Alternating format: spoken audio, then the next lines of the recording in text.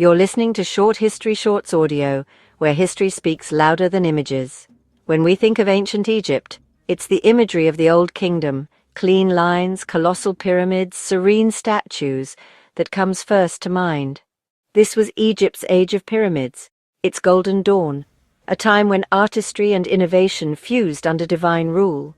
Between roughly 2686 and 2181 BC, Egypt's artisans and thinkers weren't just creating for beauty, they were shaping eternity. Old Kingdom art was born from belief. Every statue, relief, and structure had a purpose: to honor the gods, preserve the soul, and reflect the cosmic order of Ma'at.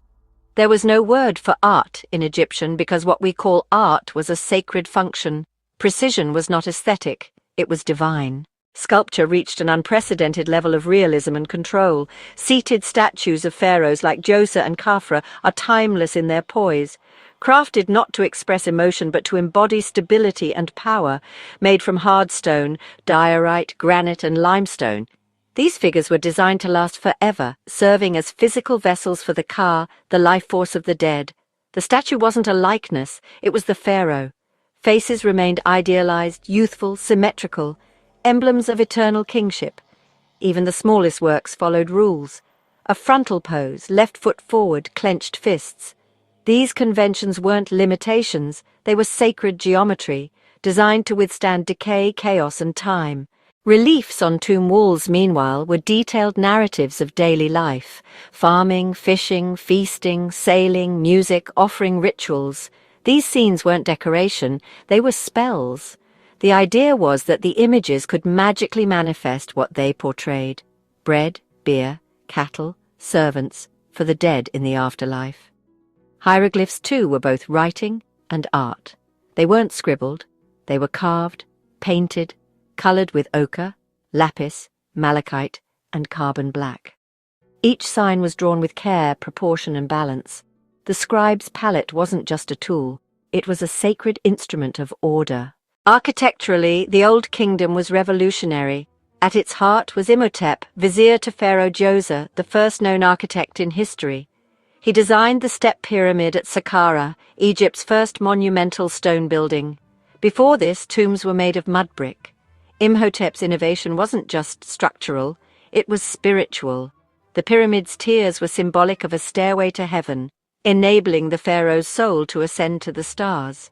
The evolution from mastaba to step pyramid to smooth-sided pyramids at Giza marked an engineering leap that still boggles the mind.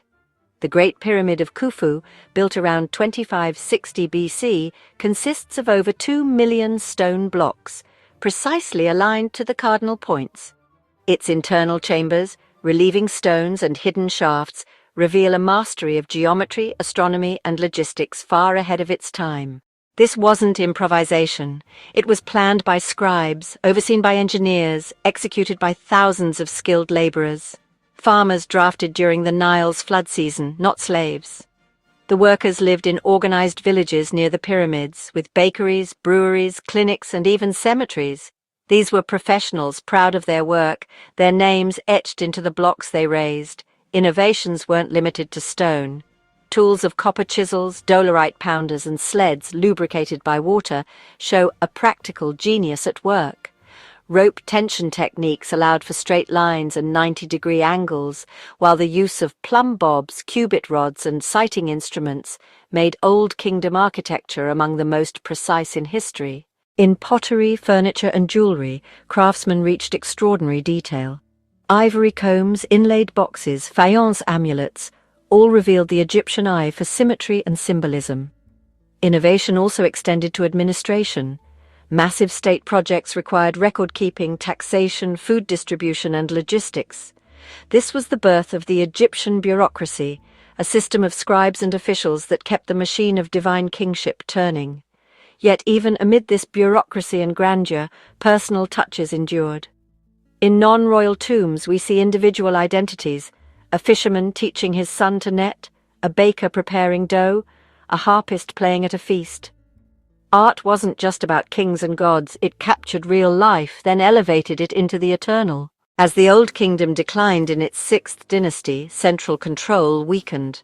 Artistic quality gradually diminished, proportions skewed, detailing lost its finesse. Yet the foundations had been laid. The principles of art and innovation established in the Old Kingdom would guide Egypt for the next 2,000 years. From sacred geometry to realistic craftsmanship, from pyramid building to administrative planning, the Old Kingdom left a legacy of vision, technique, and belief, a civilization in stone unshaken by time.